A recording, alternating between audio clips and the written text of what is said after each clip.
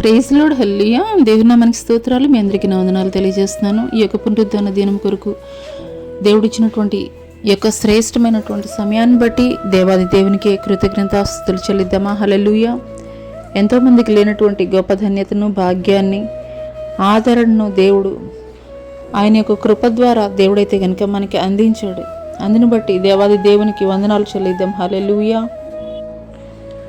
వాక్యధ్యానంలోనికి వెళ్ళబోయే ముందు కొద్ది నిమిషాలు ప్రార్థన చేసుకుందాం. స్తోత్రములు మహాపరిశుద్ధుడ, మహాగణుడ, గొప్ప దేవానికి వేలాది కోట్ల వందనాలు, స్తుతులు, స్తోత్రాలు చెల్లిస్తున్నాను తండ్రి.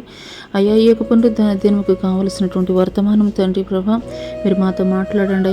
అయ్యా, ఎవరు ఎట్టి హృదయంతో వచ్చినప్పటికీ కూడా తండ్రి జీవం కలిగినటువంటి నీ మాటల ద్వారా తండ్రి ప్రభా ప్రతి ఒక్కరి హృదయంలో నా హృదయాన్ని కూడా తెప్పరిల్లు చేయమని తండ్రి నజరుడిని యేసు అతి పుణ్యపరిశుద్ధ నామములో అడిగి వేడుకొనుచున్నాం ప్రియ పరలోకపు తండ్రి, ఆమేన్. ప్రైజ్ లార్డ్ అండి. మరి ఒకసారి మీ అందరికీ కూడా దేవుని నామమున పేరిట వందనాలు చెల్లిస్తున్నాను. హల్లెలూయా. మరి ఇంకేమాత్రం ఆలస్యం చేయకుండా పరిశుద్ధ గ్రంథంలో నుండి కీర్తనల మొదటి అధ్యాయం ధ్యాన భాగంగా అయితే కనుక చూసుకుందాం. కీర్తనల గ్రంథము మొదటి అధ్యాయము.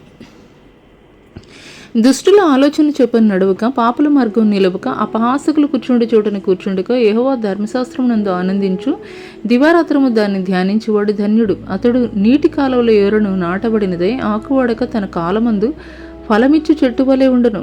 అతడు చేయనిదంతయు సఫలమగును. దుష్టులు అలాగనుండక గాలి చెదరగొట్టు పొట్టువలే నుందురు. కాబట్టి న్యాయ విమర్శలో దుష్టులను, నీతిమంతుల సభలో పాపులను నిలువురు. నీతిమంతుల మార్గము యెహోవాకు తెలియను, దుష్టుల మార్గము నాశనమునకు నడుపును.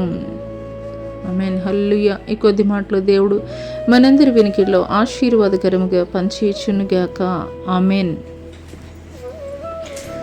హల్లెలూయా.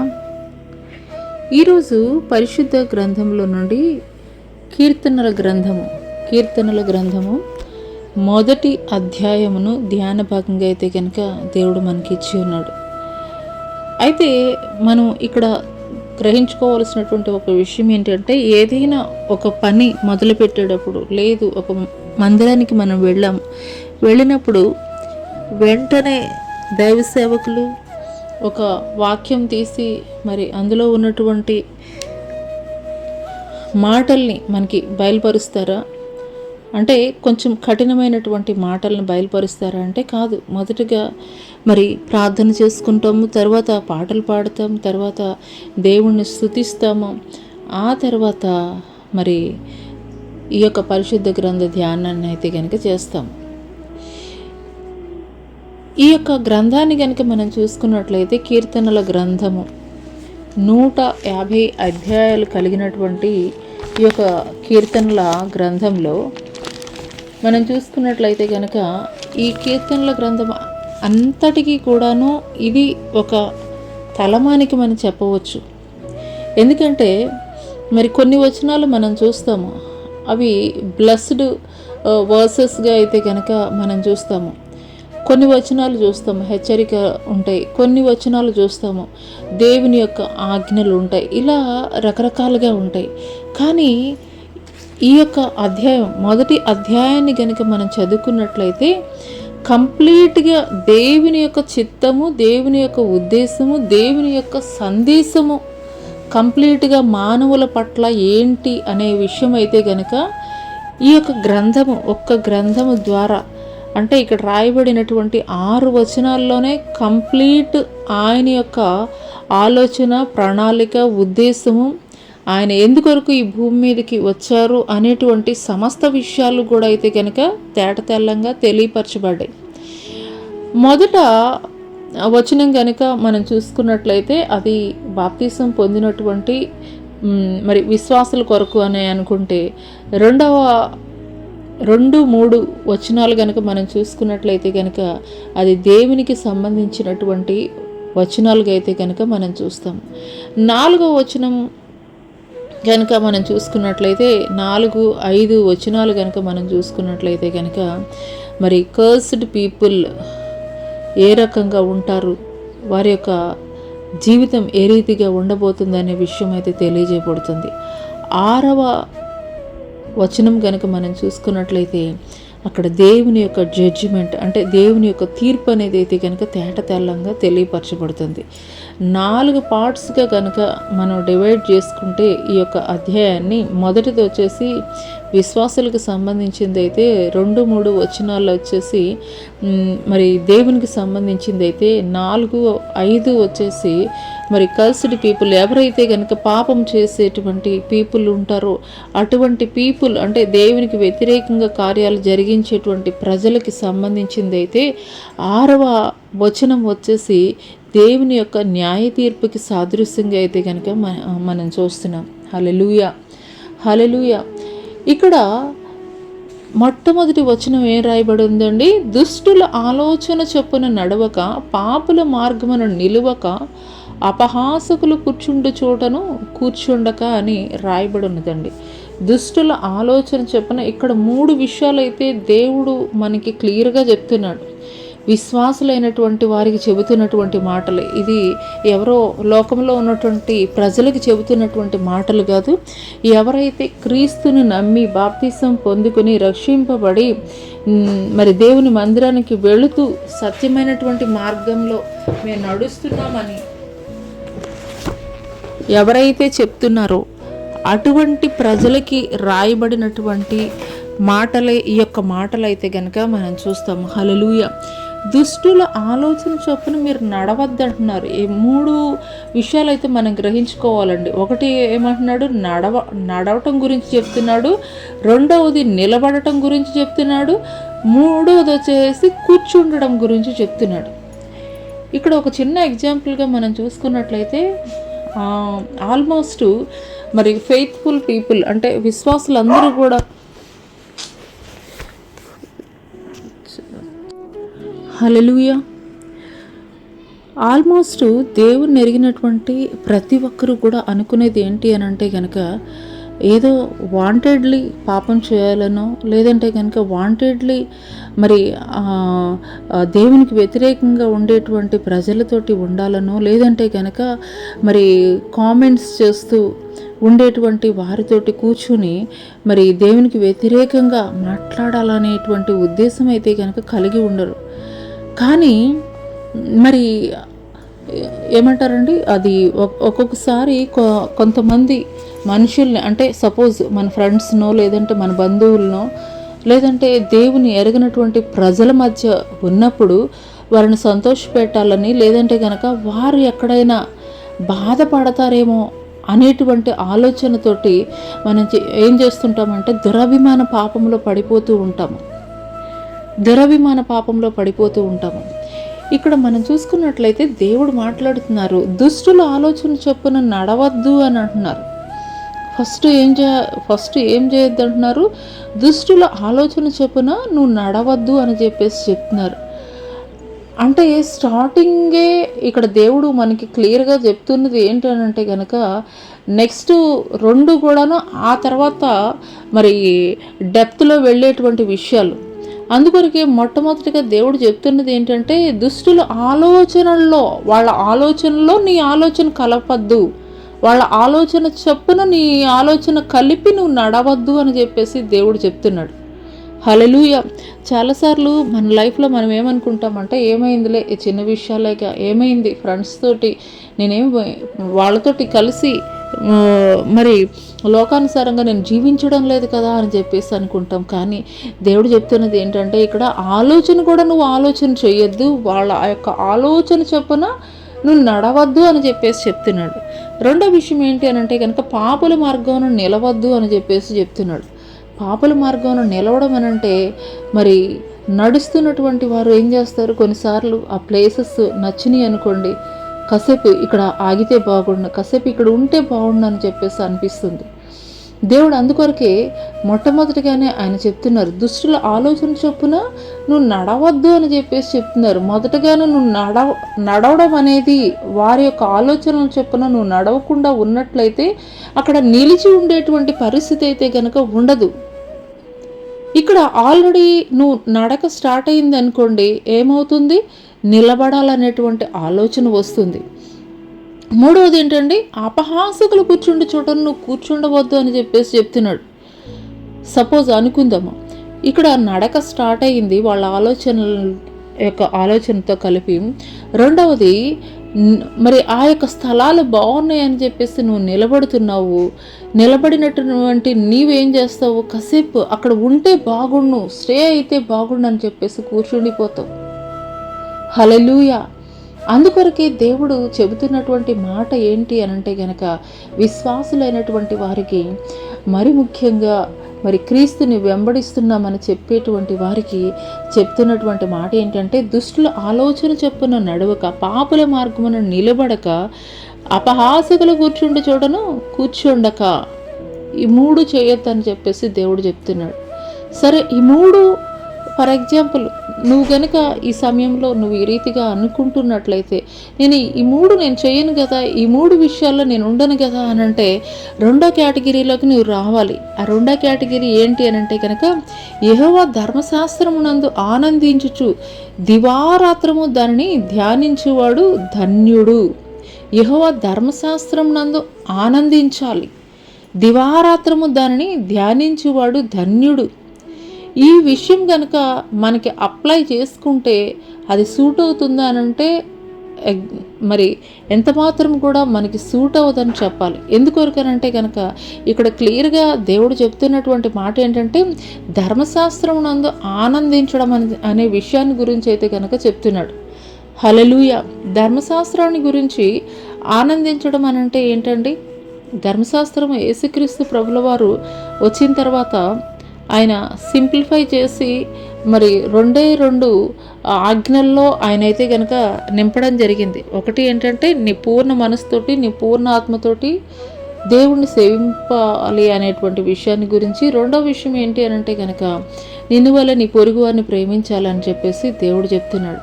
అంత మాత్రమే కాదు, యేసుక్రీస్తు ప్రభుల వారు ఏ రీతిగా అయితే ఆయన 33.5 సంవత్సరాలు జీవించారో, అదే రీతిగా అటువంటి జీవితం క్రీస్తుని వెంబడిస్తున్నటువంటి క్రమంలో నీ జీవితంలో ఎదురవుతున్నప్పటికీ కూడాను వాటిని బట్టి నీవు ఆ శ్రమలయందు మనం అతిశయించేటువంటి వారంగా ఉండాలి, ఆనందించేటువంటి వారంగా ఉండాలి. ఆ రీతిగా మనం ఉండగలమండి. ఏదైనా ఒక చిన్న శ్రమ వస్తేనే, అమ్మో ఏంటి నా జీవితంలో ఎంత శ్రమ వచ్చేసింది, దేవుడిని నేను కరెక్ట్గా మరి ఫాలో అవుతున్నాను, మరి ఆయన ఆజ్ఞలు నేను గైకొంటున్నాను, అయినా కానీ ఏంటి నా జీవితంలో ఎంత పెద్ద శ్రమ వచ్చేసింది అని చెప్పేసి కలవరపడిపోతుంటాం, టెన్షన్ పడిపోతుంటాం. కానీ దేవుడు ఇక్కడ ఏం చెప్తున్నారో తెలుసండి, యెహోవా ధర్మశాస్త్రం నందు ఆనందించాలి. ధర్మశాస్త్రం అంటే ఇందాక మనం చదువుకున్నాం కదండి. ధర్మశాస్త్రం అనేది యేసుక్రీస్తు ప్రభుల వారు వచ్చిన తర్వాత ఆ యొక్క ధర్మశాస్త్రాన్ని ఒకానొక సమయంలో మత్తయి సువార్తలో కనుక మనం చూసుకున్నట్లయితే, మత్తయి సువార్త 22వ అధ్యాయము ఒకసారి చూద్దామండి. మత్తయి సువార్త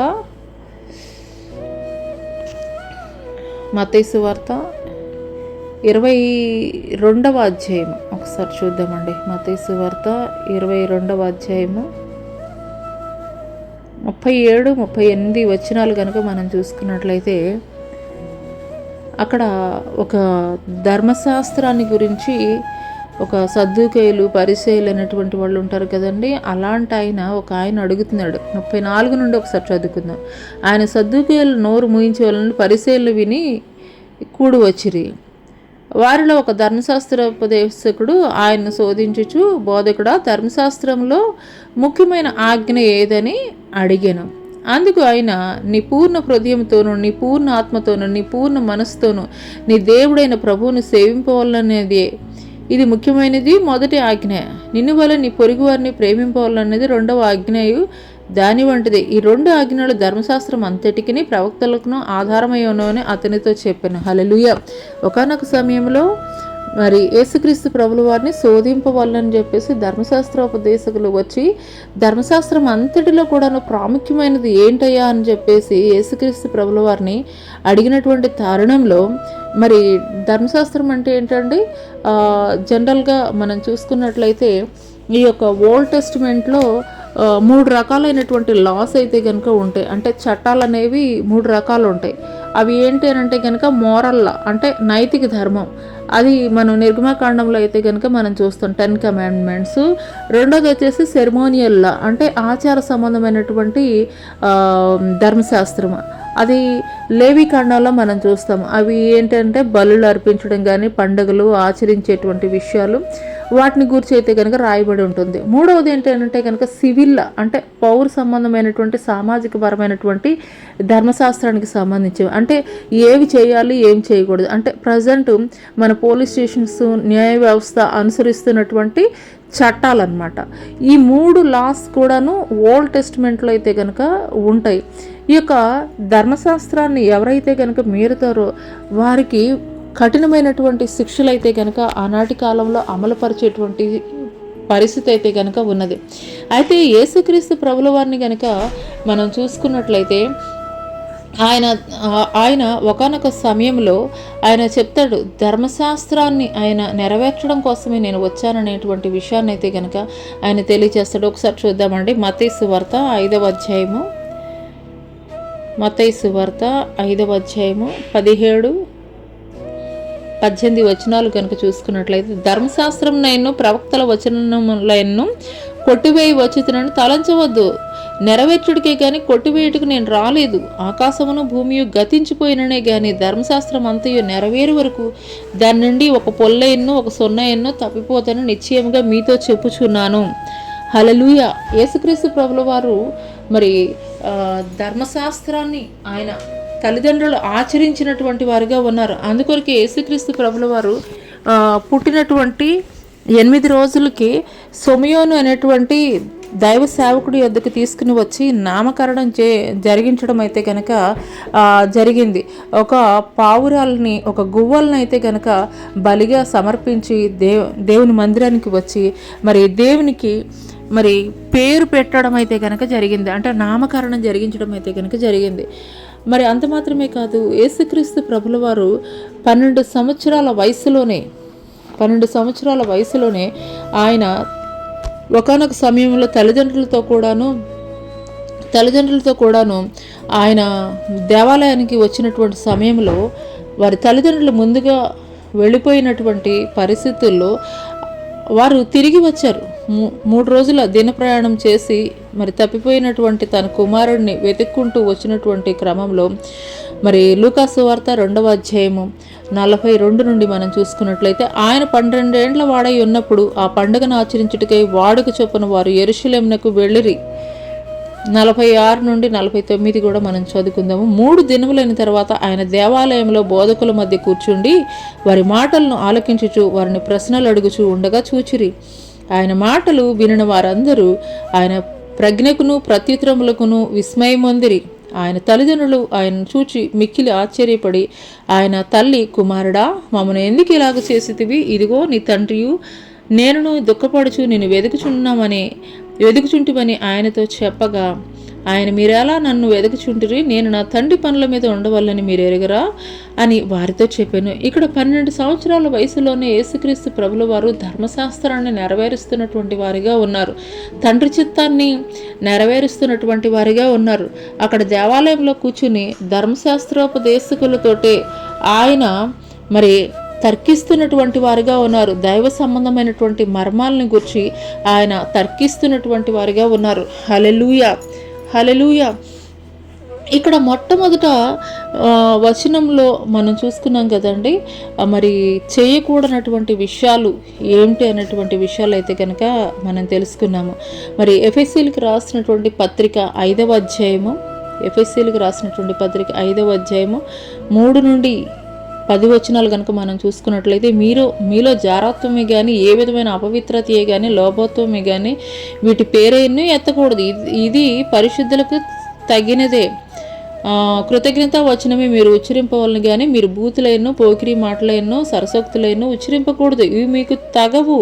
వ్యభిచారి అయిను, అపవిత్రుడైన, విగ్రహారాధికుడై ఉన్న, లోభి అయిను, క్రీస్తు యొక్కయు దేవుని యొక్క రాజ్యమునకు హక్కుదారుడు కాడని సంగతి మీరు నిశ్చయంగా తెలియను. వ్యర్థమైన మాటల వల్ల ఎవడనూ మిమ్మల్ని మోసపరచనీయకుడి. ఇట్టి క్రియల వల్ల దేవుని ఉగ్రత అవిధేయులైన వారి మీదకి వచ్చును.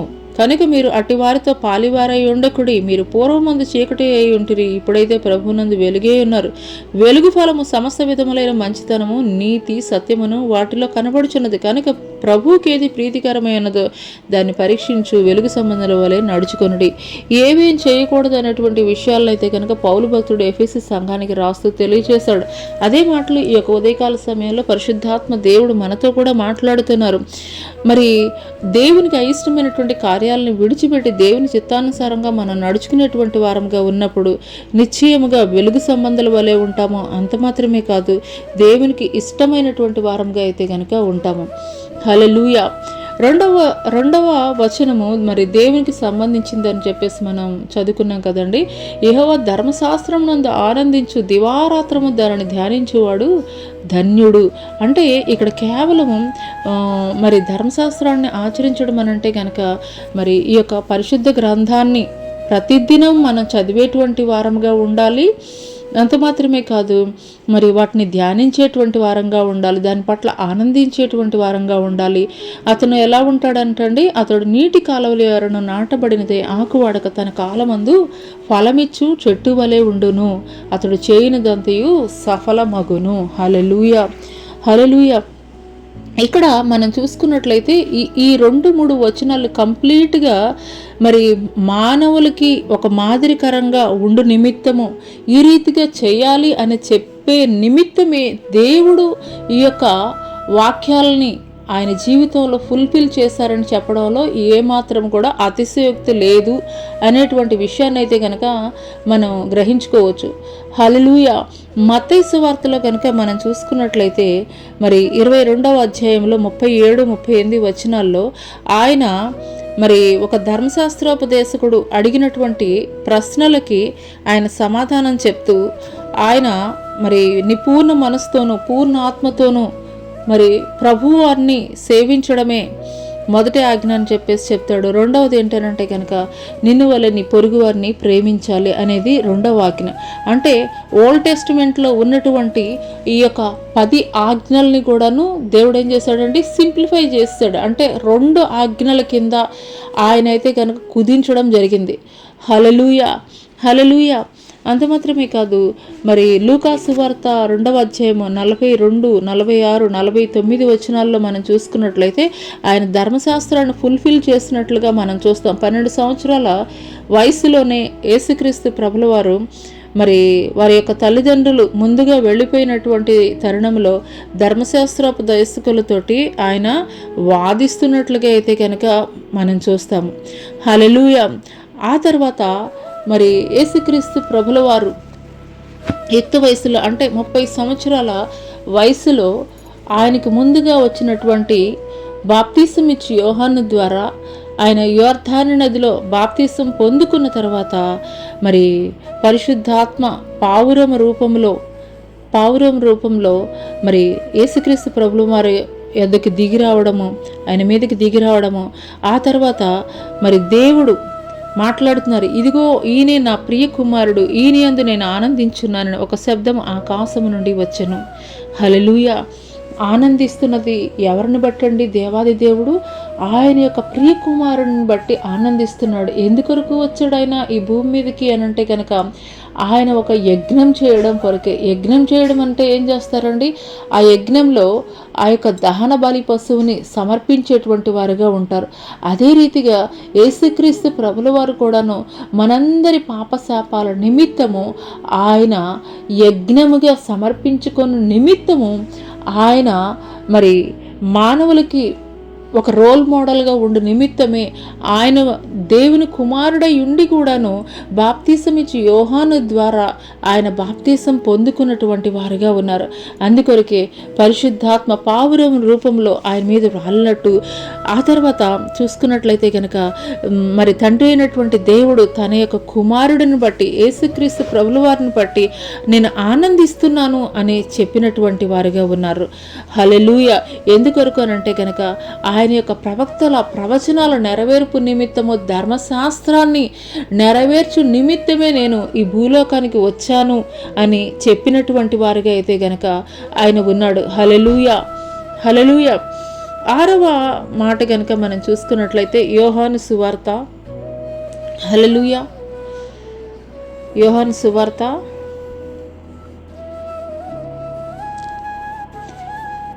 హల్లెలూయా,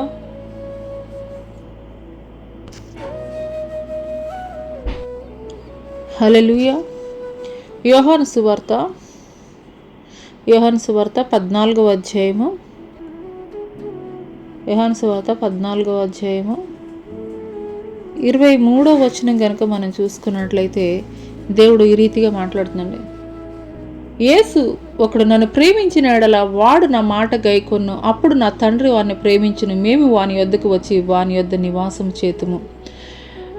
మనం ఇక్కడ 2వ వచనం కనుక మనం చూసుకున్నట్లయితే 2-3 వచనాలు కంప్లీట్గా అది యేసుక్రీస్తు ప్రభుల వారిలో ఆయన నెరవేర్చబడినటువంటి విషయాన్ని అయితే కనుక మనం గ్రహించుకుంటున్నాం. అయితే యేసుక్రీస్తు ప్రభుల వారిని వెంబడిస్తున్నటువంటి మనము కూడా అదే రీతిగా మనం ఆయన ఫాలో అవ్వాలి అని అంటే కనుక యేసుక్రీస్తు ప్రభుల వారు చెప్తున్నటువంటి మాట ఒకటే, యేసు, ఒకడు నన్ను ప్రేమించిన ఎడల వాడు నా మాట గైకొనును. హల్లెలూయా. ఇక్కడ మనం చూస్తున్నాము, ధర్మశాస్త్రమును ఆనందించుచు దివారాత్రము దానిని ధ్యానించేవాడు ధన్యుడు అని చెప్పేసి మనం చూస్తున్నాం. నూతన నిబంధనలకి వచ్చేసరికి ఏమైందండి, యేసుక్రీస్తు ప్రభుల వారే ఆ యొక్క ధర్మశాస్త్రాన్ని నెరవేర్చి ఆ యొక్క ధర్మశాస్త్రాన్ని 2 ఆజ్ఞల కింద ఆయన సింప్లిఫై చేసినటువంటి వారిగా ఉన్నారు. మరి మనం చేయవలసింది ఏంటి అని అంటే కనుక ప్రతిదినము కూడా ఈ యొక్క పరిశుద్ధ గ్రంథాన్ని చదవడం, ధ్యానించడం మాత్రమే కాదు, ధ్యానిస్తున్నటువంటి మనము యేసుక్రీస్తు ప్రభుల వారిని నేను ప్రేమిస్తున్నానని చెప్పడం మాత్రమే కాదు, చెప్పినటువంటి వారు ఏం చేయాలంటే ఖచ్చితంగా ఆయన ఆజ్ఞల్ని గైకొనాలి. ఆయన ఆజ్ఞల్ని గైకొనాలి. అంటే ఊరికే ఏదో యాదృచ్ఛికంగా నేను పరిశుద్ధ గ్రంథాన్ని మొత్తాన్ని చదివేశాను, నాకు ఇంత జ్ఞానం ఉన్నదని చెప్పేసి చెప్పడం కాదు, కానీ చదివినటువంటి, ధ్యానించినటువంటి ఆ యొక్క మాటల్ని, ఆ యొక్క ఆజ్ఞల్ని మనం ఏం చేయాలంటే మన జీవితానికి అప్లై చేసుకోవాలి. ఆజ్ఞల అనుసారంగా అయితే కనుక మన యొక్క జీవితాన్ని మలుచుకునేటువంటి వారంగా ఉండాలి. అందుకొరకే దేవుడు మాట్లాడుతున్నాడు, యేసు, ఒకడు నన్ను ప్రేమించిన ఎడల వాడు నా మాట గైకొను, అప్పుడు నా తండ్రి వాడిని ప్రేమించును, మేము వాని యొద్దకు వచ్చి వాని యొద్ద నివాసం చేద్దాము. చాలామంది చెబుతూ ఉంటారు, నీవంటే నాకు చాలా ఇష్టం, నేను నిన్ను ప్రేమిస్తున్నాను, నీ కోసం నేను ఏమైనా చేస్తాను. ఏమైనా చేయగలరండి? సమయం వచ్చినప్పుడు ఏమీ చేయలేరు. కానీ యేసుక్రీస్తు ప్రభుల వారు అయితే మన కొరకు ఆయన, మనం ఇంకను పాపులమై ఉండగానే మన కొరకు ఆయన సిలువలో మరణించినటువంటి వాడిగా ఉన్నాడు. హల్లెలూయా. అది క్రీస్తు యొక్క ప్రేమ అండి. అందుకొరకే దేవుడు ఈ యొక్క ఉదయకాల సమయంలో మనతోటి మాట్లాడుతున్న మాట ఏంటంటే, ఒకడు నన్ను ప్రేమించాలని చెప్పినట్లయితే కనుక ఖచ్చితంగా నా ఆజ్ఞలను తూచా తప్పకుండా ప్రేమించాలని చెప్పేసి, పాటించాలని చెప్పేసి దేవుడైతే కనుక చెప్తున్నాడు. హల్లెలూయా. అంటే నువ్వు ధ్యానించడం అనంటే ఏంటి అనంటే కనుక ఆయన ఆజ్ఞల్ని గైకొనడమే. ధర్మశాస్త్రం పట్ల ఆనందించడం అనంటే మరి ఈ యొక్క న్యూ టెస్టిమెంట్లో ఆయన ప్రేమిస్తున్నానని చెప్పడం మాత్రమే కాదు, ఆయన ఆజ్ఞల్ని మనం గైకొనేటువంటి వారముగా ఉండాలి. హల్లెలూయా. గొప్ప గొప్ప ప్రసంగాలు చేయవచ్చు, గొప్ప గొప్ప స్టేజెస్ మీద గొప్ప గొప్ప ప్రసంగాలు చేయవచ్చు,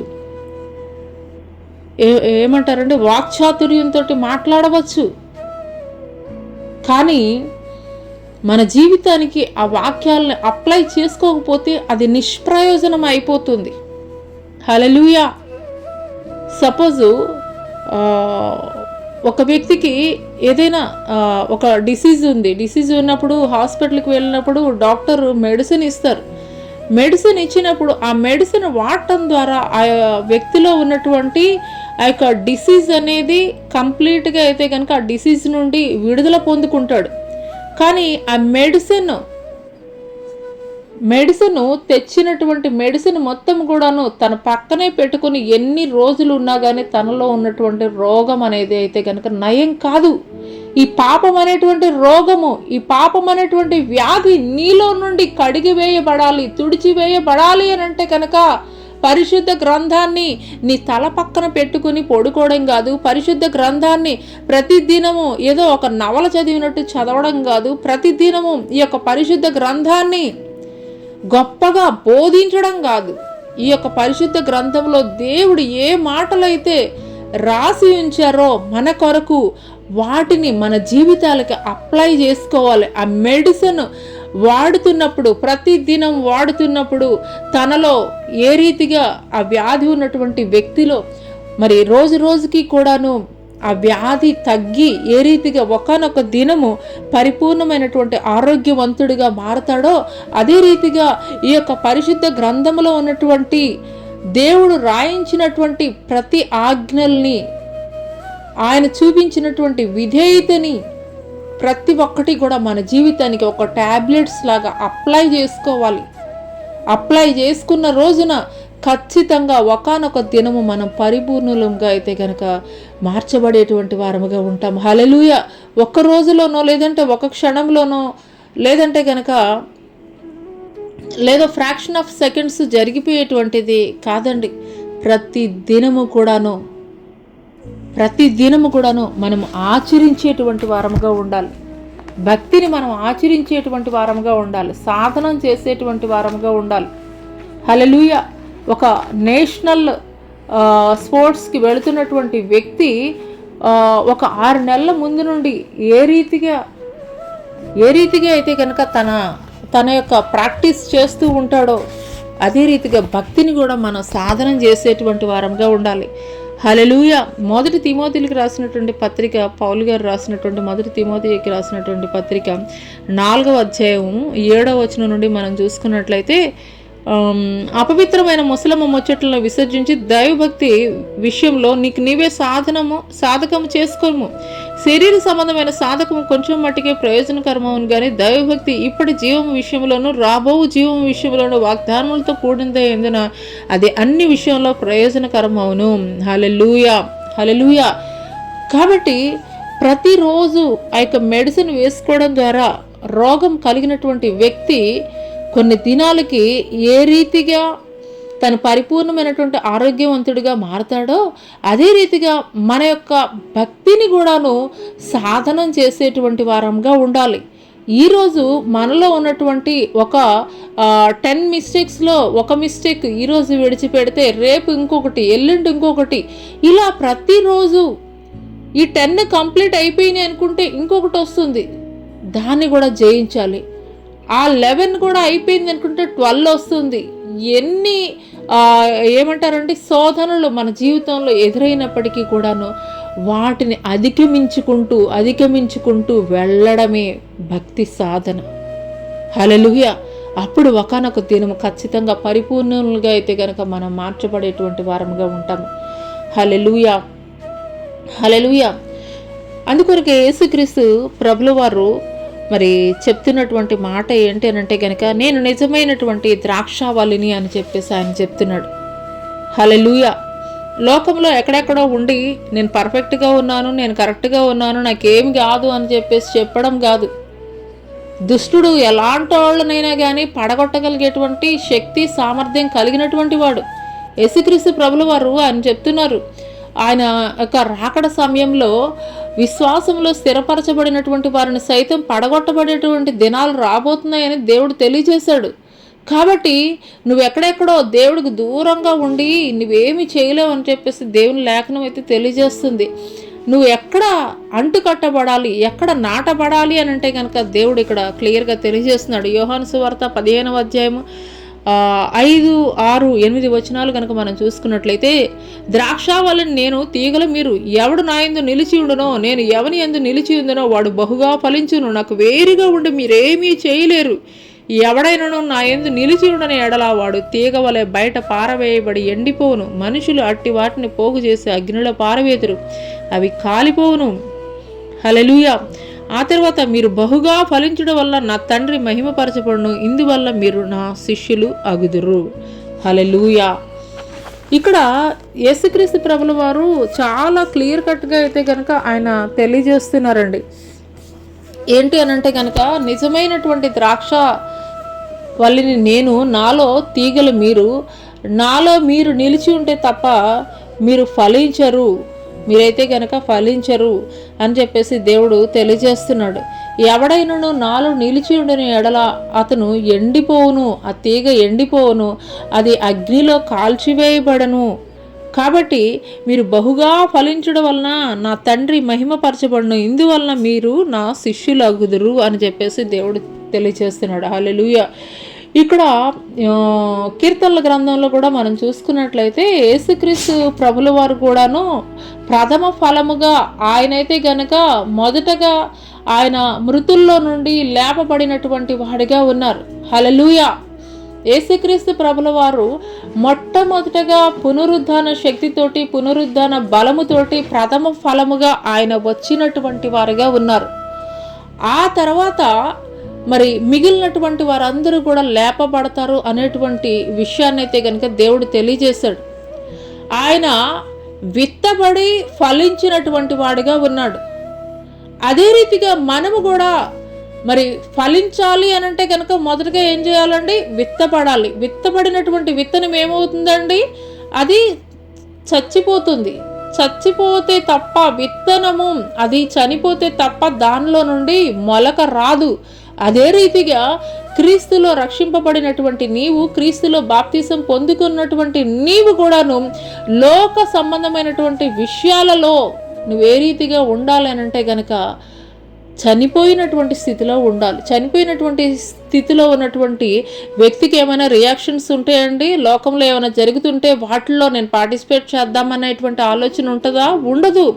అదే రీతిగా లోకానికి మనం వేరై ఉన్నటువంటి వారంగా ఉండాలి, క్రీస్తులో ఫలించేటువంటి వారంగా ఉండాలి. హల్లెలూయా. అందుకొరకు యేసుక్రీస్తు ప్రభుల వారు చెప్తున్నది ఏంటంటే కనుక నిజమైనటువంటి ద్రాక్షావళి నేను, నాలో తీగలు మీరు, నాలో నిలిచి ఉంటే తప్ప మీరు ఫలించరు అని చెప్పేసి చెప్తున్నాడు. అంత మాత్రమే కాదు, మీరు బహుగా ఫలించడం వల్ల నా తండ్రి సంతోషిస్తాడు, నా తండ్రి ఆనందిస్తాడు, కాబట్టి మీరు నా శిష్యులు అవుతారని చెప్పేసి చెప్తున్నాడు. ఇక్కడ కీర్తనల గ్రంథంలో కనుక మనం చూసుకున్నట్లయితే యేసుక్రీస్తు ప్రభుల వారు అది ఫుల్ఫిల్ చేస్తారు. ఆయన పాతి పెట్టబడి ప్రథమ ఫలముగా ఆయన ఫలించినటువంటి వాడిగా ఉన్నాడు. క్రీస్తుని వెంబడిస్తున్నటువంటి మనం కూడా ఏం చేయాలనంటే లోకానికి మనం పాతి పెట్టబడినటువంటి వారముగా ఉండాలి. అంటే లోక సంబంధమైనటువంటి ఏ విషయాల్లో కూడాను మనము రియాక్ట్ అయ్యేటువంటి వాళ్ళంగా అయితే కనుక ఉండకూడదు. ఆ రీతిగా ఉన్నట్లయితే కనుక క్రీస్తులో మాత్రమే నాటబడేటువంటి వారంగా మనం ఉన్నట్లయితే కనుక ఏమవుతామండి? ఫలించేటువంటి వారంగా ఉంటాం. ఫలించడం వలన ఏమవుతుందండి? తండ్రి ఆనందించేటువంటి వాడిగా ఉంటాడు. ఇక్కడ మనం కీర్తనల గ్రంథంలో చూసుకున్నట్లయితే అతడు నీటి కాలువల యొరన నాటబడినదే, ఆకు వాడక తన కాలమందు ఫలమిచ్చి చెట్టు వలె ఉండను, అతను చేయని దాంతయు సఫలమగును. హల్లెలూయా. మరి ధర్మశాస్త్రమందు ఆనందించాలని చెప్పేసి ఇక్కడ లేఖనంలో రాయబడింది. ధర్మశాస్త్రాన్ని యేసుక్రీస్తు ప్రభుల వారిలో నెరవేర్చబడటం ద్వారా తండ్రి ఆనందించినటువంటి వాడిగా ఉన్నాడు. ధర్మశాస్త్రం నెరవేర్పు నిమిత్తమే ఆయన భూలోకానికి వచ్చాడు కాబట్టి ఆయన్ని బట్టి ఆయన ఆనందించినటువంటి వాడిగా ఉన్నాడు. అదే రీతిగా మనము కూడాను క్రీస్తులో నాటబడినటువంటి వారముగా ఉండి క్రీస్తులో ఫలించేటువంటి వారముగా ఉన్నప్పుడు ఖచ్చితంగా మనము కూడాను ఫలించేటువంటి వారముగా ఉంటాము. ఆ యొక్క ఫలింపు ద్వారా ఏమవుతుందండి? దేవుడు మన పట్ల ఆనందించేటువంటి వాడిగా ఉంటాడు. ఇక్కడ మనం చూసుకున్నట్లయితే లేఖన భాగము కీర్తనల గ్రంథము, ఆకువాడక తన కాలమందు ఫలమిచ్చి చెట్టు వలె ఉండును, అతడు నీటి కాలువలో యొరన నాటబడినదే, ఆకువాడక తన కాలమందు ఫలమిచ్చి చెట్టు వలె ఉండును, అతడు చేయనిదంతయు సఫలమగును అని చెప్పేసి ఉన్నది. ఈ చెట్టు ఎక్కడ ఉన్నదంటే నీటి కాలువలో యొరన నాటబడినటువంటి చెట్టు తన కాలమందు ఫలమిచ్చి చెట్టు వలె ఉన్నది అని చెప్పేసి దేవుని లేఖనం తెలియజేస్తుంది. యేసుక్రీస్తు ప్రభుల వారిలో ఈ యొక్క వాగ్దానం ఫుల్ఫిల్ చేయబడటం అయితే కనుక జరిగిందండి. హల్లెలూయా. ఆయన తండ్రి చిత్తాన్ని నెరవేర్చడం కొరకే నేను ఈ భూలోకానికి వచ్చాను అని చెప్పేసి ఆయన 12 సంవత్సరాల వయసులోనే ఆయన చెప్పినటువంటి వాడిగా ఉన్నారు. ఆయన తండ్రి అయినటువంటి దేవునిలో ఆయన నాటబడినటువంటి వాడిగా ఉన్నాడు. అదే రీతిగా మనము కూడా క్రీస్తులో నాటబడినటువంటి వారముగా ఉన్నప్పుడు ఆయన యోహాను సువార్తలో అయితే కనుక ఆయన చెప్తున్నాడు, మరి నేనే జీవాహారమును నేనే అని చెప్పేసి యేసుక్రీస్తు ప్రభుల వారు అయితే కనుక చెప్తున్నారండి. జీవజలమును జీవాహారాన్ని కూడాను నేనే అని చెప్పేసి యేసుక్రీస్తు ప్రభుల వారు అయితే కనుక చెప్తున్నారు. హల్లెలూయా, హల్లెలూయా. మరి అదే రీతిగా సమరయ అనేటువంటి స్త్రీ వద్దకి వచ్చినప్పుడు మరి నా తండ్రి చిత్తం నెరవేర్చుడే నాకు ఆహారమై ఉన్నది అని చెప్పేసి దేవుడు చెప్తాడు. హల్లెలూయా. యేసుక్రీస్తు ప్రభుల వారిలో నాటబడినటువంటి వారి యొక్క జీవితం ఏ రీతిగా ఉంటుందంటండి, అతడు నీటి కాలువలో ఎవరైనా నాటబడినటువంటి చెట్టు ఎలా ఉంటుందో ఆకు వాడక తన కాలమందు ఫలమిచ్చేటువంటి చెట్టు వలె ఎలాగుంటుందో అలాంటి జీవితాన్ని అయితే కనుక వారు కలిగి ఉండేటువంటి వారిగా ఉంటారని దేవాది దేవుడు తెలియజేస్తున్నాడు. హల్లెలూయా, హల్లెలూయా. మరి అదే రీతిగా మనము 4వ వచనం కనుక మనం చూసుకున్నట్లయితే, దుష్టులు అలాగనుండగా గాలి చెదరగొట్టు పొట్టు వలె ఉంటారు అని చెప్పేసి తెలియజేస్తున్నాడు. హల్లెలూయా. రోమీలకు రాసినటువంటి పత్రిక మనం చూసుకున్నట్లయితే, రోమీలకు రాసినటువంటి పత్రిక 3వ అధ్యాయము 21 నుండి, ఇట్లుండగా ధర్మశాస్త్రమునకు వేరుగా దేవుని నీతి బయలుపడుచున్నది, దానికి ధర్మశాస్త్రమును ప్రవక్తలను సాక్ష్యం ఇచ్చున్నారు. అది యేసుక్రీస్తునందుల విశ్వాసం మూలందే నమ్ము వారందరికీ కలుగు దేవుని నీతి అయి ఉన్నది. దేవుని నీతి అయి ఉన్నది కాబట్టి అది యేసుక్రీస్తునందుల విశ్వాసం మూలమందే నమ్ము వారందరికీ కలుగు దేవుని నీతి అయి ఉన్నది. ఏ భేదమును లేదు, అందరిని పాపం చేసి దేవుడు అనుగ్రహించు మహిమను పొందలేకపోవచ్చున్నారు. కాబట్టి నమ్మువారు ఆయన కృపచేతనే యేసుక్రీస్తునందుల విమోచనం ద్వారా ఉచితముగా నీతిమంతులను తీర్చబడుచున్నారు. హల్లెలూయా. మనం ఏదో మంచి కార్యాలు చేయడం ద్వారా నీతిమంతులం అని చెప్పేసి మనల్ని పిలవడానికి లేదండి. ఇక్కడ ఇందాక మనం ఫస్ట్గా తెలుసుకున్నాం ఏంటంటే, మనం ఏ కేటగిరీలోకి వస్తామో అని చెప్పేసి మనం అనుకుంటే, ఫర్ ఎగ్జాంపుల్ మనం అనుకోవచ్చు, నేను దుష్టులు ఆలోచన చెప్పుని నడవట్లేదు, పాపుల మార్గం నిలవట్లేదు, అపహాసకులు కూర్చుండే చోట నేను కూర్చోడట్లేదు అని అంటే నువ్వు సెకండ్ కేటగిరీలోకి రావాలి. ఆ సెకండ్ కేటగిరీ ఏంటది? యెహోవా ధర్మశాస్త్రం నందు ఆనందించుచు దివారాత్రము దాన్ని ధ్యానించేవాడు ధన్యుడు అని చెప్పేసి ఉంది. దివారాత్రము మనం ధ్యానించగలిగేటువంటి వారంగా ఉంటున్నామా? ఏ సమయంలో ఏ నిమిషంలో కూడాను ఎక్కడ కూడాను మనం పడిపోనటువంటి స్థితిలో మనం ఉంటున్నామా? స్థిరులుగా మనం నిలబడగలుగుతున్నామా దేవునిలో అని అంటే కనుక ఖచ్చితంగా కాదనే చెప్పాలి. ట్రూ హార్ట్తో చెప్పాలనంటే కనుక మనకి మనం కరెక్ట్గానే ఉన్నామని చెప్పుకుంటే మనల్ని మనమే మోసం చేసుకుంటున్నటువంటి వారంగా అయితే కనుక మనం ఉంటున్నాము అనేటువంటి విషయాన్ని అయితే కనుక మర్చిపోకూడదు. హల్లెలూయా. అందుకొరకే దేవుడు చెప్తున్నటువంటి మాట ఏంటి అని అంటే కనుక, ఆయన యొక్క కృప ద్వారానే ఉచితంగా మనం నీతిమంతులుగా తీర్చబడ్డాం. యేసుక్రీస్తు ప్రభుల వారిలో నాటబడినటువంటి మనము ఏ రీతిగా నీతిమంతులుగా తీర్చబడుతున్నామనంటే మన యొక్క క్రియల ద్వారా కాదు, ఆయన యొక్క కృప ద్వారా మాత్రమే మనం నీతిమంతులుగా అయితే కనుక తీర్చబడుతున్నాము. హల్లెలూయా, హల్లెలూయా.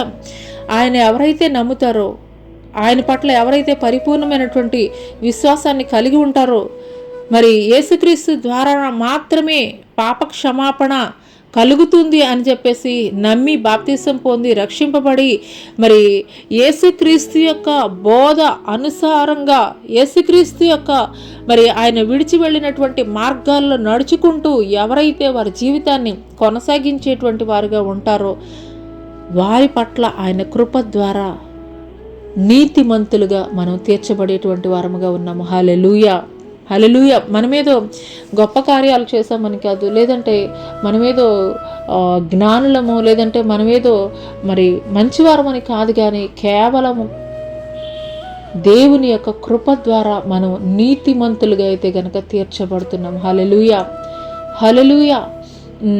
ఒక ఎగ్జాంపుల్, చిన్న ఎగ్జాంపుల్ మీకు చెప్పాలనంటే కనుక 40 దినాలు సీనాయి పర్వతం మీద మోషే దేవునితోటి సహవాసం చేసినప్పుడు, మోషే 40 దినాల తర్వాత ఆయన కొండ దిగి వస్తున్నటువంటి తరుణంలో ఆయన ముఖాన్ని కింద ఉన్నటువంటి ఇశ్రాయేల్ ప్రజలు చూడలేకపోయారంట. మోషే, నీ ముఖాన్ని చూడలేకపోతున్నావు, నీ ముఖాన్ని కప్పుకో అని చెప్పేసి చెప్పినటువంటి వారుగా ఉన్నారంట. హల్లెలూయా. అంటే ఇక్కడ మనం అర్థం చేసుకోవాల్సినటువంటి విషయం ఏంటి అని అంటే కనుక, అక్కడ డైరెక్ట్గా మోషేలో ఆ యొక్క ప్రభావం ఉన్నదా అని అంటే కనుక కాదు. దేవునితోటి 40 దినాలు సహవాసం చేయడం ద్వారా ట్రాన్స్ఫర్మేషన్ జరిగింది. ట్రాన్స్ఫర్మేషన్ జరగడం ద్వారా మోషే యొక్క ముఖాన్ని వారు చూడలేనటువంటి పరిస్థితి. అందుకొరకే వారు, మోషే నీ ముఖాన్ని చూడలేకపోతున్నాము, నీ ముఖాన్ని కప్పుకో అని చెప్పినటువంటి వారుగా ఉన్నారు. అదే రీతిగా మనము కూడాను యేసుక్రీస్తు ప్రభుల వారితోటి సహవాసం చేస్తున్నప్పుడు, యేసుక్రీస్తు ప్రభుల వారితోటి నడుస్తున్నప్పుడు, యేసుక్రీస్తు యొక్క గుణగణాలను కలిగి ఉన్నప్పుడు, యేసుక్రీస్తు వారి యొక్క సారూప్యంలోనికి మనం మార్చబడేటువంటి వారముగా ఉంటాము. హల్లెలూయా, హల్లెలూయా. మనలో స్వభావ సిద్ధమైనటువంటి నీతి ద్వారా కాదు, మనలో స్వభావ సిద్ధమైనటువంటి మంచితనం ద్వారా కాదు, కానీ ఆయనతోటి మనం సహవాసం చేయబడటం ద్వారా, ఆయన యొక్క కృప మన మీద ఉంచబడడం ద్వారా మనం నీతిమంతులుగా తీర్చబడుతున్నాం. హల్లెలూయా, హల్లెలూయా, హల్లెలూయా. కాబట్టి మనము ఏ రోజున కూడాను మనల్ని బట్టి మనం అతిశయించుకోవడానికి వీల్లేదండి. ఆయన కృప ద్వారానే మనం ఇంకను పాపులమై ఉండగానే మన కొరకు క్రీస్తు శిలువలో మరణించినని లేఖనం తెలియజేస్తున్నాం. మనమేదో మంచివారం, మనమేదో గొప్పవారము, మనమేదో శ్రేష్ఠులము అని కాదు, కానీ మనం ఇంకను పాపులమై ఉండగానే మన కొరకు ఆయన శిలువలో మరణించినటువంటి వాడిగా ఉన్నాడు. హల్లెలూయా, హల్లెలూయా.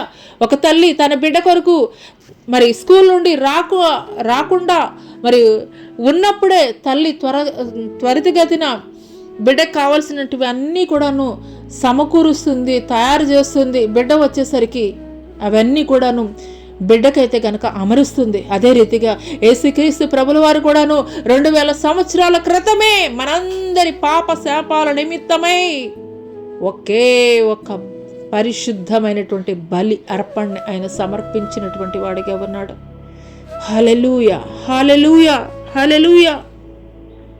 మనం పాపములోనే పుట్టాము, పాపములోనే పెరుగుతున్నాము. పాప భూయిష్టమైనటువంటి లోకములో మనం సంచారం చేస్తున్నాము. ఖచ్చితంగా ఆ ఇన్ఫ్లుయెన్స్ ఏదో ఒక సందర్భంలో మన మీద ఉంటూనే ఉంటుంది. హల్లెలూయా, హల్లెలూయా. అందుకొరకే ఆయన మన చుట్టూ కూడాను ఆయన షీల్డ్ని అమర్చాడు. క్రీస్తు యొక్క కృప ద్వారా మన చుట్టూ ఆయన షీల్డ్ని అమర్చాడు. హల్లెలూయా. రోడ్డు మీద వెళ్తున్నటువంటి ఒక 2 వీలర్ వ్యక్తికి పోలీసు వారు చెప్తారు, హెల్మెట్ ధరించుకుని మీరు వెళ్ళాలి అని చెప్పేసి. అక్కడ ఏదో యాక్సిడెంట్ అయిపోతుందని కాదు, ఒకవేళ జరిగితే నీకు ఏ ప్రాణహాని కూడా కలగకూడదు అనేటువంటి ఉద్దేశంతో. అదే రీతిగా యేసుక్రీస్తు ప్రభుల వారు కూడాను మనందరి పాప శాపాల నిమిత్తమై ఆయన భూలోకానికి వచ్చి మన కొరకు ఆయన మరణించినటువంటి వారిగా ఉన్నారు. ఆయన కృప మనల్ని ఆవరించి ఉన్నది. బయటికి వెళ్ళినప్పుడు, లోపలికి వచ్చినప్పుడు 91వ కీర్తనలో మనం చూసుకున్నట్లయితే కనుక రాయైనా కానీ తగలకుండా ఆయన దూతలు మనల్ని ఎత్తి పట్టుకుంటాయని ఆ యొక్క లేఖనంలో రాయబడి ఉన్నది. అవును ప్రియ సహోదరి సహోదరుడా, నిన్ను ఎంతగానో దేవుడు ప్రేమిస్తున్నాడు, నువ్వంటే ఎంతగానో ఇష్టము. ఏ రోజైనా నువ్వు గ్రహించుకోగలిగావా? ఏ రోజైనా కానీ దేవా నా పట్ల నువ్వు ఎంతగా ప్రేమ చూపిస్తున్నావయ్యా, దేవా నువ్వు నన్ను ఎంతగా ప్రేమిస్తున్నావయ్యా అని ఏ రోజైనా నువ్వు చెప్పగలిగావా? హల్లెలూయా, హల్లెలూయా. అనేక సార్లు మన జీవితాల్లో మనం తినేటువంటి ఆహారాల కొరకు పరుగులు పెడుతూ ఉంటాము. ఆ రెస్టారెంట్లో బాగుంటుంది, ఈ రెస్టారెంట్లో బాగుంటుంది, అక్కడైతే బాగుంటుంది, ఇక్కడైతే బాగుంటుంది, లేదంటే అక్కడైతే విజిటింగ్ ప్లేసెస్ బాగుంటాయి. ఇలాగ లోకంలో కంఫర్ట్ జోన్స్ కోసము మంచి మంచి వాటి కొరకు ఎన్నెన్నో ఎతుకుతూ ఉంటాము, ఎన్నెన్నో కంఫర్ట్ జోన్స్ వెతుక్కుంటూ ఉంటాము. నీ కంఫర్ట్ జోన్ అయినటువంటి యేసుక్రీస్తు ప్రభుల వారి యొద్ద ఉంటేనే నాకు క్షేమము, నాకు ఆయన యొక్క షీల్డ్ ద్వారా నాకు భద్రత అనేటువంటి విషయాన్ని గ్రహించి ఆయన యొద్ద ఎప్పుడైనా నువ్వు స్థిరంగా కూర్చోగలిగావా, స్థిరంగా మాట్లాడగలిగావా? ఎన్ని మార్లు ఆయన నీ కొరకు ఎదురు చూస్తూ ఉన్నారు. నా బిడ్డ వస్తుంది, నాతో మాట్లాడుద్ది, నా బిడ్డతో నేను అనేక విషయాలు నేను మాట్లాడాలి అని నీ కొరకు ఆయన ఎన్నిసార్లు ఎదురు చూస్తూ ఉన్నారు. కనీసం నువ్వు ఒక్కసారైనా కానీ ఆయన కొరకు ఎదురు చూసావా? ఆయనతో మాట్లాడావా? హల్లెలూయా, హల్లెలూయా, హల్లెలూయా, హల్లెలూయా. పరిశుద్ధాత్మ దేవుడు యొక్క ఉదయకాల సమయంలో నీతో మాట్లాడుతున్నారు. పరిశుద్ధాత్మ దేవుడు ఈ యొక్క ఉదయకాల సమయంలో దేవుడు నీతో మాట్లాడుతున్నాడు. ఆయన నేను దాటి వెళ్ళేటువంటి వాడైతే గనక కాదు. ఆయన నిన్ను దాటి వెళ్ళేటువంటి వాడైతే గనక కాదు. హల్లెలూయా, హల్లెలూయా. ఇంకా మూడవ కేటగిరీని గనక మనం చూసుకున్నట్లయితే కనుక దుష్టులు అలాగనుండక గాలి చెదరగొట్టు పొట్టువలెనందురు. కాబట్టి న్యాయ విమర్శలో దుష్టులను, నీతిమంతుల సభలో పాపులను నిలువరు. హల్లెలూయా, హల్లెలూయా. యేసుక్రీస్తు ప్రభుల వారు దుష్టులకి కలిగేటువంటి దాన్ని గురించి అయితే కనుక తెలియజేస్తున్నాడు. దుష్టులు అలాగనుండక గాలి చెదరగొట్టు పొట్టు వలె ఉండుదురు అని చెప్పేసి దేవుడైతే కనుక తెలియజేస్తున్నాడు. మత్తయి సువార్తలో మనం చూసుకున్నట్లయితే మత్తయి సువార్త 3వ అధ్యాయం 12వ వచనంలో ఆయన చేట ఆయన చేతిలో ఉన్నది, ఆయన తన కళ్ళమును బాగా శుభ్రం చేసి గోధుమలను కొట్టులో పోసి ఆరని అగ్నితో పొట్టును కాల్చివేయరని వారితో చెప్పాను. హల్లెలూయా. ఆయన చేట ఆయన చేతిలో ఉన్నది, తన కళ్ళమును బాగా శుభ్రం చేసి గోధుమలను కొట్టులో పోసి ఆరని అగ్నితో పొట్టును కాల్చివేయని. దుష్టులు ఎలాగున్నారని చెప్పేసి ఉన్నదండి, గాలిని చెదరగొట్టు పొట్టు వలె ఉందరు. పాతకాలంలో మనం చూసుకున్నట్లయితే కనుక చెక్కతో ఉండేటువంటి ఫ్యాన్లు ఉండే. ఆ ఫ్యాన్లని మనుషులు ఆపరేట్ చేస్తూ ఉండేవాళ్ళు. ఆ ఫ్యాన్ తిరుగుతుంటున్నటువంటి సమయంలో అక్కడ ఉన్నటువంటి ధాన్యంలో పొట్టు ఏదైతే ఉంటుందో ఆ పొట్టంతా కూడా గాలికి కొట్టుకుని వెళ్ళిపోయేది. ధాన్యం అయితే కనుక అక్కడ నిలిచి ఉండేది. అదే రీతిగా దుష్టులు కూడా ఎలాగుంటారని చెప్తున్నాడండి దేవుడు. దుష్టులు అలాగునుండక గాలి చెదరగొట్టు పొట్టు వలె ఉంటారు. కాబట్టి న్యాయ విమర్శలో దుష్టులను, నీతిమంతుల సభలో పాపులను నిలువరు. న్యాయ విమర్శలో దుష్టులను, నీతిమంతుల సభలో పాపులను నిలువరు. ఒకనొక దినము రాబోతుందండి. తీర్పు దినం అనేది రాబోతుంది. హల్లెలూయా. తీర్పు దినం రోజున ఖచ్చితంగా దేవుడు వారి క్రియలను బట్టి దేవుడు తీర్పు తీర్చేటువంటి వాడిగా ఉన్నాడు. 25వ అధ్యాయంలో మత్తయి సువార్త 25వ అధ్యాయం కనుక మనం చూసుకున్నట్లయితే 25వ అధ్యాయము 33 నుండి మనం చూసుకున్నట్లయితే అక్కడ జడ్జిమెంట్ గురించి దేవుడు చెప్తున్నాడు. తన కుడివైపున గొర్రెలను, ఎడమవైపున మేకలను నిలవబెట్టును. అప్పుడు రాజు తన కుడివైపున ఉన్న వారిని చూచి, నా తండ్రి చేత ఆశీర్వదింపబడిన వారలారా, రండి, లోకం పుట్టినది మొదలుకొని మీ కొరకు సిద్ధపరచబడిన రాజ్యమును స్వతంత్రించుకొనుడి. నేను ఆకలి కొంటిని, మీరు నాకు భోజనం పెట్టిదిరి. దప్పికొంటిని, నాకు దాహం ఇచ్చితిరి. పరదేశినే ఉంటుని, నన్ను చేర్చుకుంటిరి. దిగంబరినే ఉంటుని, నాకు బట్టలు ఇచ్చితిరి. రోగినే ఉంటుని, నన్ను చూడవచ్చితిరి. చెరసాలలో ఉంటుని, నా యొద్దకు వచ్చితిరని చెప్పుచు. అందుకు నీతిమంతులు, ప్రభువా, ఎప్పుడు నీవు ఆకలి కొని ఉండుట చూచి నీకు ఆహారం ఇచ్చితిమి, నీవు దప్పికొని ఉండుట చూచి ఎప్పుడు దాహం ఇచ్చితిమి, ఎప్పుడు పరదేశం ఏంటో చూసి నేను చేర్చుకుంటే, దిగంబరం ఏంటో చూచి బట్టలు ఇచ్చితిమి, ఎప్పుడు రోగి ఏంటను చెరసాల్లో ఉండుటను చూచి నీ యొద్దకు వచ్చితమని ఆయన అడిగదు. అందుకు రాజు, మిక్కిలి అల్పులైన ఈ నా సహోదరులో ఒకనికి మీరు చేసిదిరి గనుక నాకు చేసిదిరని నిశ్చయంగా మీతో చెప్పుచున్నానని వారితో అనను. హల్లెలూయా. అక్కడ ఒక న్యాయ విమర్శ జరుగుతుందండి. అంటే అక్కడ జడ్జిమెంట్ జరుగుతున్నటువంటి సభలో అక్కడ నీతిమంతులను గురించి దేవుడైతే కనుక ఈ రీతిగా మాట్లాడుతున్నారు.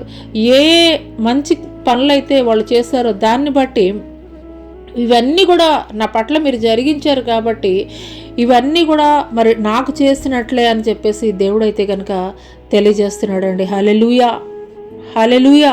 నా తండ్రి చేత కుడివైపున ఉన్నటువంటి వారిని చూచి నా తండ్రి చేత ఆశీర్వదింపబడిన వారలారా, రండి, లోకం పుట్టినది మొదలుకొని మీ కొరకు సిద్ధపరచబడిన రాజ్యాన్ని స్వతంత్రించుకోండి అని చెప్పేసి నీతిమంతులను దేవుడు ఏం చేస్తున్నాడండి, ఇన్వైట్ చేస్తున్నాడు. హెవెన్లోనికి ఇన్వైట్ చేస్తున్నాడు. హల్లెలూయా, హల్లెలూయా. ఆ తర్వాత చూసుకున్నట్లయితే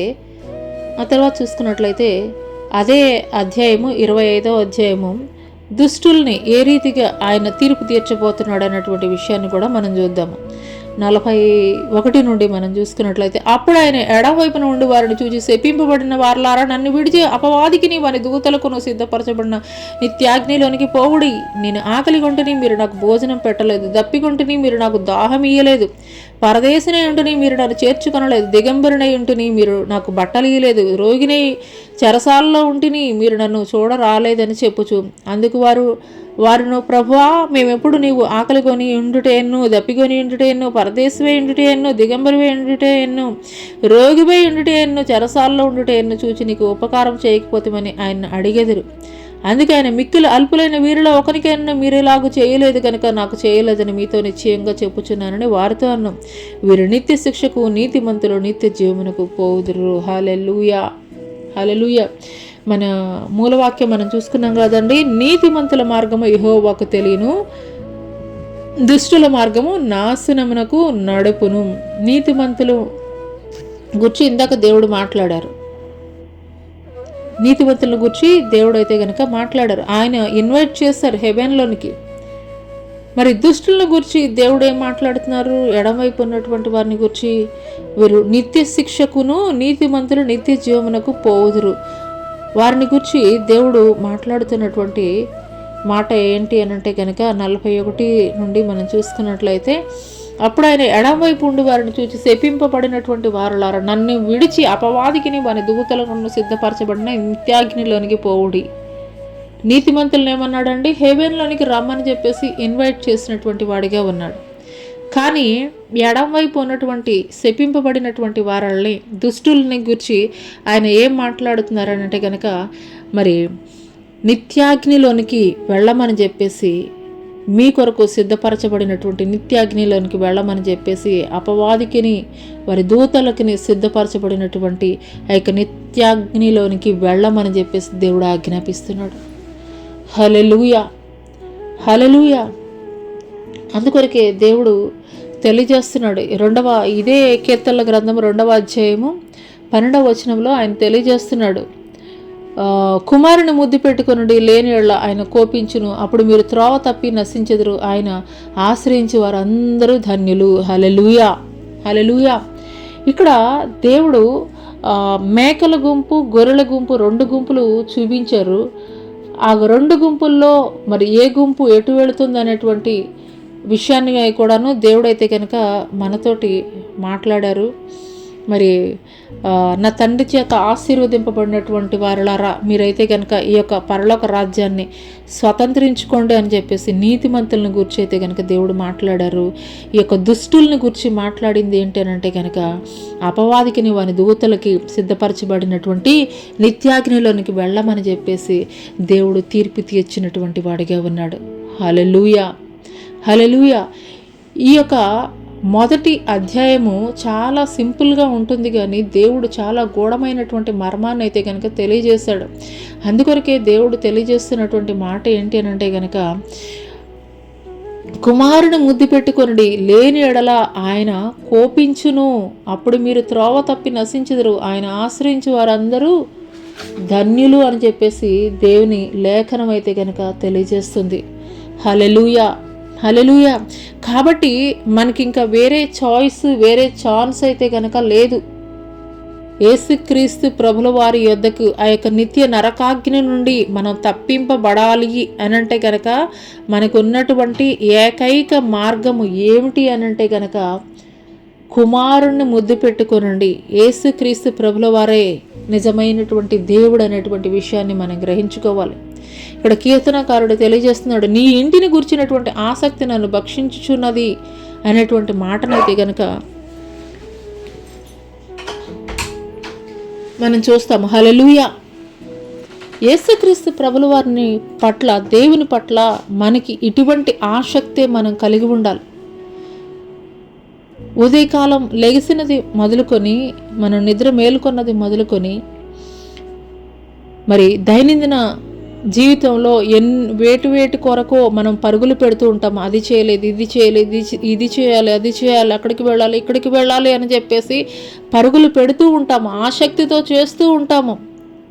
కానీ దేవుని సన్నిధానంలో ఈరోజు నేను ప్రార్థన చేసుకోలేదు, ఈరోజు దేవునితో నేను గడపలేదు, ఈరోజు నేను దేవునితోటి గడపలేదు, ఈరోజు నేను దేవునితోటి సహవాసం చేయలేదు, ఈరోజు నేను దేవునికి ప్రార్థన చేయలేదు, ఈరోజు నేను బైబిల్ చదవలేదు అనేటువంటి ఆసక్తిని మనం ఎంతమంది కలిగి ఉన్నాము? ఆయన ఇంటిని గుర్చినటువంటి ఆసక్తి ఎంతమంది అయితే కలిగి ఉంటారో నిశ్చయముగా ఆయన నిత్య జీవ రాజ్యంలో చేర్చబడేటువంటి వారముగా ఉంటాము. హల్లెలూయా. అందుకొరకే ఈ యొక్క ఉదయకాల సమయంలో పరిశుద్ధాత్మ దేవుడు మరి ఈ యొక్క అధ్యాయాన్ని 3 కేటగిరీస్ కింద అయితే కనుక ఆయన తెలియజేశాడు. ఒకటి వచ్చి ఎవరండి, ఫస్ట్ చాప్టర్ వచ్చేసి విశ్వాసులకి సాదృశ్యంగా ఉన్నది. అంటే వీరు ఆ యొక్క దుష్టులు, పాపులు, అపహాసకులు ఉండేటువంటి చోట ఉండేటువంటి వారైతే కనుక కాదు. అట్లా అని చెప్పేసి సెకండ్ కేటగిరీలోకి వస్తారా అని అంటే కనుక రారు. అంటే ఉన్నది 2 కేటగిరీస్, అయితే అటు ఉండాలి లేదంటే ఇటు ఉండాలి. 3వ కేటగిరీ అయితే కనుక లేదు. అయితే మనం ఆ యొక్క నిత్యజీవ రాజ్యంలోకి వెళ్ళాలి అని అంటే కనుక కేవలం విశ్వాసులుగా ఉండడం మాత్రమే కాదు, యెహోవా ధర్మశాస్త్రం నందు మనం ఆనందించేటువంటి వారముగా ఉండాలి. యెహోవా ధర్మశాస్త్రం నందు మనం ఆనందించడం అని అంటే ఏంటి అని అంటే కనుక యేసుక్రీస్తు ప్రభుల వారు ఆయన 33.5 సంవత్సరాలు జీవించి విడిచి వెళ్ళినటువంటి ఆ యొక్క మార్గాల్లో మనం నడుచుకుంటూ, అది ఎంత కష్టమైన, శ్రమైన, నిందైన, అవమానమైన ఏదైనా కానీ ఆయన మార్గాల్లో మనం నడుచుకుంటూ వాటి పట్ల మనం ఆనందించేటువంటి వారముగా ఉండాలి. అటు రీతిగా ఎవరైతే జీవిస్తారో వారి యొక్క జీవితం ఏ రీతిగా ఉంటుందని తెలియజేస్తున్నాడండి. అతడు నీటి కాలువల యోరను నాటబడినదే ఆకు వాడక తన కాలమందు ఫలమిచ్చు చెట్టు వలె ఉండును. అంటే మరి ఎన్ని ప్రతికూలమైనటువంటి పరిస్థితులు ఎదురైనప్పటికీ కూడాను నిశ్చయముగా దేవుడు ఏ వాగ్దానం అయితే వారి పట్ల జరిగించాడో ఆ వాగ్దానాన్ని ఆ సమయమందు దేవుని చిత్తములో, దేవుని సమయములో నిశ్చయముగా వారు పొందుకునేటువంటి వారుగా ఉంటారు. కాబట్టి ఈ యొక్క ఉదయకాల సమయంలో దేవుడు మనతోటి మాట్లాడుతున్నటువంటి మాట, మనం మొదటి కేటగిరీలో లేము అని అంటే కనుక 2వ కేటగిరీలోకి రావాలి. ఎందుకు 2వ కేటగిరీలోకి రావాలి? 2వ కేటగిరీ ఏంటి అని అంటే కనుక అది జీసస్ ఫుల్ఫిల్ చేసినటువంటి కేటగిరీ. జీసస్ ఫుల్ఫిల్ చేసినటువంటి కేటగిరీ ద్వారానే మన పరలోక రాజ్యంలో అయితే కనుక చేర్చబడేటువంటి వారముగా ఉంటాము. అందుకొరకే ఈ యొక్క 2వ అధ్యాయము 12వ వచనంలో ఉంది, కుమారుని ముద్దు పెట్టుకుని లేని ఎడల ఆయన కోపించును, అప్పుడు మీరు త్రోవ తప్పి నశించెదరు, ఆయన ఆశ్రయించి వారందరూ ధన్యులు. ఎవరైతే యేసుక్రీస్తు ప్రభుల వారే నిజమైనటువంటి దేవుడు, సత్యమైనటువంటి దేవుడు, మరి ఆయన చెప్తారు కదా, నేనే మార్గము, సత్యము, జీవము, నా ద్వారా తప్ప ఎవరును కూడా తండ్రి యొద్దకు చేరలేరని. అదే రీతిగా ఎవరైతే యేసుని నమ్మి, యేసే నిజమైనటువంటి దేవుడని విశ్వసించి ఆయనలో బాప్తిసం పొందుకుని రక్షింపబడి ఆయన మార్గాల్ని అనుసరించేటువంటి వారుగా ఉంటారో నిశ్చయముగా నిత్య నరకాగ్నికి వారు వెళ్ళరు, కానీ నిత్య జీవమునకు తండ్రి ద్వారా ఆశీర్వదింపబడినటువంటి వారలారా అని ఆయన ఆహ్వానించేటువంటి వారుగా ఉంటారు ఆ యొక్క నిత్య జీవ రాజ్యంలోనికి. మరి అటువంటి ధన్యతను మనం కలిగి ఉండాలి అని అంటే కనుక నిశ్చయముగా యేసుక్రీస్తు ఈ యొక్క మరి గ్రంథంలో తెలియజేసినటువంటి రీతిగా, ఈ యొక్క ఉదయకాల సమయంలో దేవుడు మనతో మాట్లాడినటువంటి రీతిగా ఆయన మార్గాల్లో మనం అడుగులు వేసుకుంటూ నిశ్చయముగా మనం వెంబడించేటువంటి వారముగా ఉన్నప్పుడు ఒకానొక దినము నిశ్చయముగా ఆ యొక్క న్యాయ విమర్శలో, ఆ యొక్క జడ్జిమెంట్ డేలో ఆయన తండ్రి ద్వారా ఆశీర్వదింపబడినటువంటి వారలారా, మీకు ఏర్పరచబడినటువంటి, మీకు సిద్ధపరచబడినటువంటి నిత్య జీవ రాజ్యంలోనికి మీరు వెళ్ళండి అని మనం ఆయన ద్వారా ఇన్వైట్ చేయబడేటువంటి వారముగా ఉండాలి అని అంటే కనుక ఖచ్చితంగా ఆయన మార్గాల్లో నడిచేటువంటి వారముగా ఉండాలి. ఆయన మార్గాల్లో నడిస్తేనే ఆ యొక్క నిత్య జీవ రాజ్యంలో చేర్చబడేటువంటి వారంగా ఉంటాము. మరి అట్టి కృప దేవుడు మనకి దయచేయనుగాక. ఆమెన్. ప్రార్థన చేసుకుందామండి. స్తోత్రములు అయినా మహాపరిశుద్ధుడ, మహాగణుడ, గొప్ప దేవానికి వేలాది కోట్ల వందనాలు, స్తుతులు, స్తోత్రాలు చెల్లిస్తున్నాం తండ్రి. అవునయ్యా, గొప్ప మర్మయుక్తమైనటువంటి విషయాలు తండ్రి ఈ యొక్క మొదటి అధ్యాయంలో నుండి మీరు మాతో మాట్లాడారయ్యా. దేవానికి వందనాలు చెల్లిస్తున్నాం తండ్రి. అయ్యా తండ్రి, ఏదో సరదా కోసం అని చెప్పేసి మరి జస్ట్ టెంప్టేషన్ కోసం వెళ్ళినటువంటి వారు ఆ యొక్క పాప బంధకాల్లో కూరుకొని పోయేటువంటి వారుగా ఉంటున్నారయ్యా, విశ్వాసులైనటువంటి వారు సహితము. అందుకొరకే ఈ యొక్క మొట్టమొదట అధ్యాయంలోనే మరి మీరు రాయించి ఉంచారయ్యా. దుష్టుల ఆలోచన చొప్పున నడవద్దంటున్నారు, పాపుల మార్గాన్ని నిలవద్దంటున్నారు, అపహాసకులు కూర్చుండేటువంటి చోటను మీరు కూర్చుండవద్దు అని చెప్పేసి దేవా మీరు మాకు తెలియజేస్తున్నారయ్యా. అటు రీతిగా మేము జీవించడానికి కృప చూపించండి అయ్యా. మరి అటు రీతిగా జీవించినటువంటి మేము మరి మీ ధర్మశాస్త్రమునందు ఆనందించడం అని అంటే కనుక, ధర్మశాస్త్రాన్ని ఫుల్ఫిల్ చేసినటువంటి నిన్ను బట్టి మేము అతిశించేటువంటి వారంగా, ఆనందించేటువంటి వారంగా, అది శ్రమైన, కష్టమైన, నిందైన, అవమానమైనా కానీ మీరు ఎట్టి రీతిగా తండ్రి చిత్తాన్ని నెరవేరుస్తున్నానని చెప్పి మరి సిలువని కూడాను సంతోషంగాను ఎటు రీతిగా మీరు భరించారో, సహించారో, ఓర్చుకున్నారో, తట్టుకున్నారో, తాళుకున్నారో, మిమ్మల్ని వెంబడిస్తున్నటువంటి మేము కూడా మా జీవితంలో ఎదురవుతున్నటువంటి ప్రతి పరిస్థితులను కూడా తండ్రి ఆనందంతో అంగీకరించేటువంటి వారంగా ఉండుటకు కృప చూపించండి అయ్యా. అయ్యా మీరు ఈ భూమి మీద నడయాడినటువంటి ఆ యొక్క మార్గాల్ని మేము ధ్యానం చేసుకుంటూ నీ మార్గాల్లో నడిచేటువంటి వారంగా ఉండుటకు కృప చూపించండి అయ్యా. అటు రీతిగా మేము ఉన్నప్పుడు మా ప్రతికూల పరిస్థితుల్లో కూడా తండ్రి, ఆకువాడక తన కాలమందు ఫలమిచ్చేటువంటి చెట్టు ఏ రీతిగా ఉంటుందో ఆ రీతిగా ఫలభరితమైనటువంటి జీవితాన్ని మీరు మాకు అనుగ్రహింపచేస్తారని మీరు మాతో మాట్లాడారయ్యా. మీకు వందనాలు చెల్లిస్తున్నాం తండ్రి.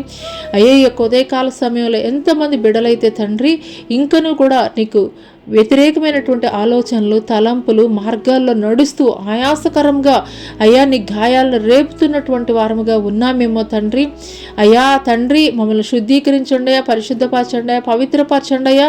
యథార్థమైనటువంటి నీ మార్గాల్లో మేము కూడా నడవడానికి తండ్రి ప్రభా, మీరుండేటువంటి స్థలములోనే తండ్రి ప్రభా మేము కూడా చేర్చబట్టుకు తండ్రి ప్రభా కృప చూపించమని నజరుడైన యేసు అతి పుణ్యపరిశుద్ధనామములో అడిగి వేడుకొనుచున్నాం ప్రియ పరలోకపు తండ్రి, ఆమేన్.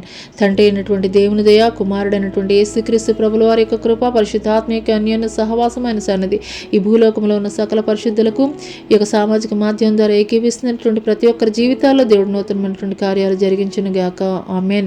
యేసు రక్తమే జయం, శిలువ రక్తమే జయం, అపవాది కార్యములంతా నాశనం, ప్రభు యేసు నాకు సంపూర్ణ విజయం కలిగిన గాక, ఆమేన్. ప్రైజ్ లార్డ్ అండి, అందరికీ ప్రైజ్ లార్డ్. మరి దేవుడు మిమ్మల్ని, మీ కుటుంబాలని ఈ వారం అంతా మీరు చేస్తున్నటువంటి పనుల్లో, ప్రయత్నాల్లో, వ్యాపారాల్లో, ఉద్యోగాల్లో, ప్రతి విషయంలో కూడా దేవుడు మీకు, మీ కుటుంబానికి తోడై ఉండును గాక, ఆమేన్.